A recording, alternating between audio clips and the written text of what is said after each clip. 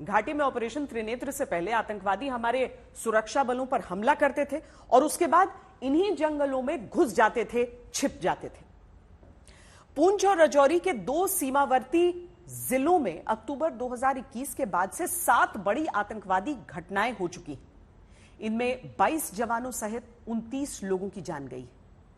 20 अप्रैल को पुंछ जिले के भाटा धुनियान में सेना के ट्रक पर घात लगाकर हमला हुआ, जिसमें 5 जवान शहीद हो गए थे। इसके बाद 7 मई को तलाशी के दौरान आतंकवादियों ने विस्फोट करके 5 जवानों की जान ले ली। इसके बाद ही ऑपरेशन त्रिनेत्र शुरू किया गया, जिसके तहत पुंछ में 4 पाकिस्तानी आतंकवादियों को मारने में यह कामयाबी मिली है। पाकिस्तान की साजिशों का अंत नहीं है और क्या उससे सीमा हैदर भी जुड़ी है? इस सवाल की जांच यूपी एटीएस कर रही है। आज सीमा हैदर और उसके बच्चों को साथ बिठाकर पूछताछ की गई। वहीं सीमा को लेकर 2 ऐसी बातें पता चली हैं जिससे उस पर शक गहरा गया है।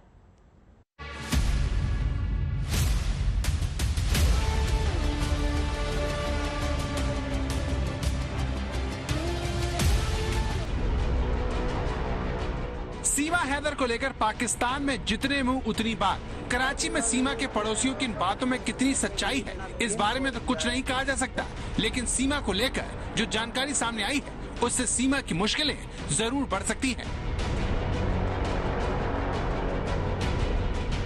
ये तस्वीर सीमा हैदर के भाई की है। इसका नाम है आसिफ। पता चला है कि सीमा का ये भाई कराची में ही सेना में तैनात है। गुलाम हैदर न सिर्फ उससे मिल चुका है बल्कि उसके संपर्क में है। इसके अलावा सीमा के चाचा इस्लामाबाद में है और आर्मी में किसी बड़े पद पर है।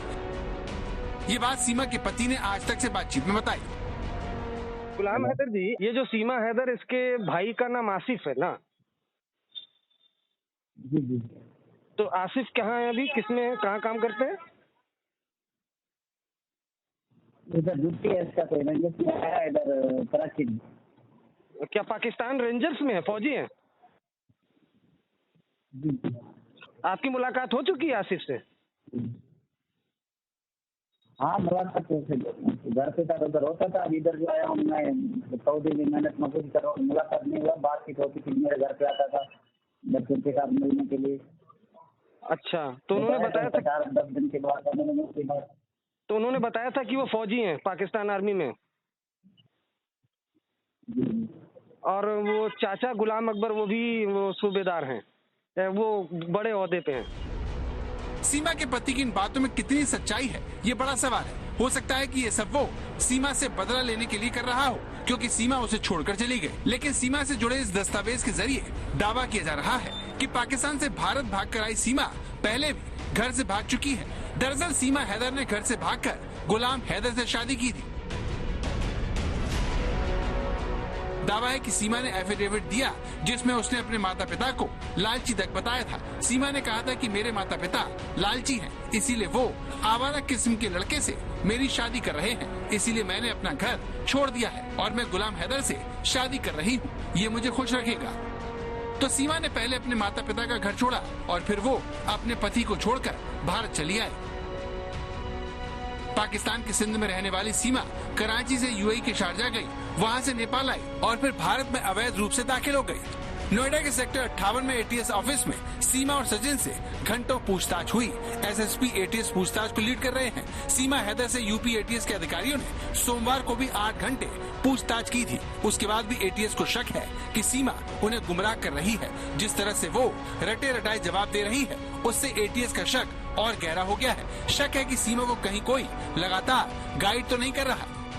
आज फिर इसी एटीएस के दफ्तर में, जहां पर तमाम एटीएस के अधिकारी हैं, एसएसपी एटीएस हैं, वो सीमा और सचिन से पूछताछ कर रहे हैं। सुबह तकरीबन 9 बजे से ये पूछताछ शुरू हुई। जानने की कोशिश की जा रही है कि क्या सीमा पाकिस्तानी खुफिया एजेंसी आईएसआई की जासूस है या फिर वाकई ये एक मोहब्बत से जुड़ा मामला है। और इश्क के चक्कर में सीमा गुलाम हैदर पहले दुबई जाती है, फिर नेपाल के रास्ते अपने बच्चों के साथ नोएडा आती है। बताया जा रहा है कि यूपी एटीएस को आईबी से भी कुछ इनपुट मिले हैं, इसीलिए सीमा के अलावा सचिन और उसके पिता से भी पूछताछ हो रही है। शक है कि सीमा को कहीं आईएसआई ने तो नहीं भेजा और 15 दिनों तक छिपकर रहने के बाद जब भेद खुला तो सीमा पार के इशारे पर लव स्टोरी वाला ये ड्रामा कहीं खेला तो नहीं जा रहा। मेरा नाम सीमा सचिन है। सीमा ठाकुर भी कह सकते हो और ठकरायन भी कह सकते हो। पबजी की सब्जी और लवर भी बन गए, पबजी लवर। मेरा अपना मन था कि मैं साड़ी पहनूं और इस तरह इनके लिए तैयार हूँ। यूपी एटीएस की पूछताछ के बाद सचिन मीणा के पड़ोसियों की भी सोच बदलने लगी है। जो लोग सीमा को पहले सही ठहरा रहे थे, अब उन्हें भी शक हो रहा है कि आखिर पाकिस्तान से सीमा बिना वीजा के इतनी आसानी से कैसे आ गई। कुल मिलाकर इतना तय लग रहा है कि सीमा अपनी कहानी जितनी सीधी सीधी बता रही है, ये उतनी सीधी बात तो नहीं लगती। अरविंद ओझा, ग्रेटर नोएडा, आज तक।